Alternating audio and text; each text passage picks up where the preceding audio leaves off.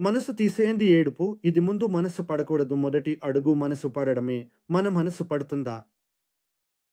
నబీ కరీం సల్లల్లాహు అలైహి వసల్లం వారి సమక్షంలో అల్లాహ్ తాలా ఏమి ఆజ్ఞ ఇచ్చాడు? మీరు మీ ప్రాణాలపై అన్యాయం చేసుకున్నప్పుడు సూరా నిసాలో ఏమి ఆజ్ఞ ఇచ్చారు? మీరు మీ ప్రాణాలపై అన్యాయం చేసుకున్నప్పుడు నా ప్రవక్త సమక్షంలో రండి అని చెప్పారు. మరి మనం పాపం చేస్తామా? మనం ఇస్తిగ్ఫార్ చదువుతున్నాం కదా! ఎంతసార్లు ఇస్తిగ్ఫార్ చదవాలి? 250 సార్లు చదవాలా? మనం 250 సార్లు ఇస్తిగ్ఫార్ నబీ కరీం సల్లల్లాహు అలైహి వసల్లం సమక్షంలో నిలబడి చదువుతున్నామా? లేకపోతే నిరుత్సాహంగా తౌబా లా తౌబా, అస్తగ్ఫిరుల్లాహ్, అస్తగ్ఫిరుల్లాహ్ అని చదివేస్తున్నామా? 250 అయిపోయాయా? ఇదే మన ఇస్తిగ్ఫార్ అల్లాహా! మన ఇస్తిగ్ఫార్ ఇలాంటిదైతే మన మీద మాలకులు కూడా అస్తగ్ఫిరుల్లాహ్ చదువుతుంటారు. చూడండి విషయం ఏమిటంటే ఇచ్చిన దాన్ని ఇచ్చేసాం పోయింది. బలవంతంగా బయటకు తీసి చేయడం కాదు. మనము ఇస్తిగ్ఫార్ చదవాలంటే అల్లాహ్ దగ్గర తౌబా చేయాలంటే తౌబా చేసే విధానం ఏమిటి అని అల్లాహ్ తాలా చెప్పాడు. నబీ గారి దర్వాజాకు చేరుకోండి. నబీ గారి దర్వాజాలో ఎలా ఊహించాలో మన ఊహలో అక్కడికి చేరుకోండి. సుబ్హానల్లాహ్.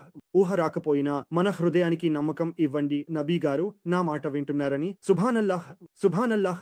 ఎందుకంటే హదీస్‌లో వస్తుంది ఒక బందా నబీ కరీం సల్లల్లాహు అలైహి వసల్లం దర్వాజాలో సలాం చెబితే నబీ కరీం సల్లల్లాహు అలైహి వసల్లం స్వయంగా సమాధానం ఇస్తారు. సుబ్హానల్లాహ్. హదీస్‌లో ఉంది దూతలు నియమించబడ్డారు. దూతలు ఎప్పుడూ వెతుకుతుంటారు. ఎవరైనా సలాం చెప్పారా? ఆ సలాం నబీ గారికి చేరవేయడమే వారి పని. చాలా దూతల పని సలాం, దురుద్‌ను నబీ గారికి చేరవేయడం. దూతలు దురుద్‌ను చేరవేస్తారు. ఇది కూడా ఉంది. కానీ నబీ కరీం సల్లల్లాహు అలైహి వసల్లం కొంతమంది బందాల దురుద్‌ను స్వయంగా వింటారు. సుబ్హానల్లాహ్. దూతలు చేరవేస్తారు. అది వారి పని. కొంతమంది బందాల దురూద్, కొంతమంది బందాల సలాం నబీ గారు స్వయంగా వింటారు. సుబ్హానల్లాహ్ వలహ్దబు వలహ్. మన కర్మలు కూడా నబీ కరీం సల్లల్లాహు అలైహి వసల్లం దర్వాజాకు చేరుతున్నాయి.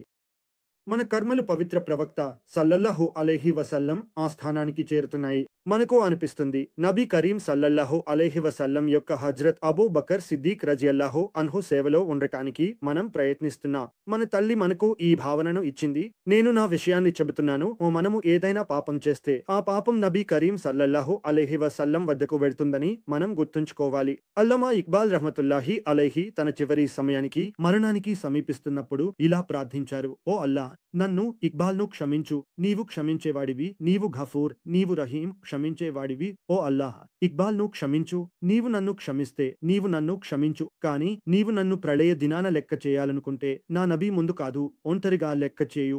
ఆయన ఏమి ప్రార్థిస్తున్నారు అంటే ఓ అల్లాహ్, నీవు క్షమించు దయచేసి. లేకపోతే నా లెక్కలు తీర్చాలి అనుకుంటే నా లెక్కలు నా నబీ సల్లల్లాహు అలైహి వసల్లం ముందు చేయవద్దు. లేకపోతే నేను నా నబీకి ఎలా ముఖం చూపించగలను?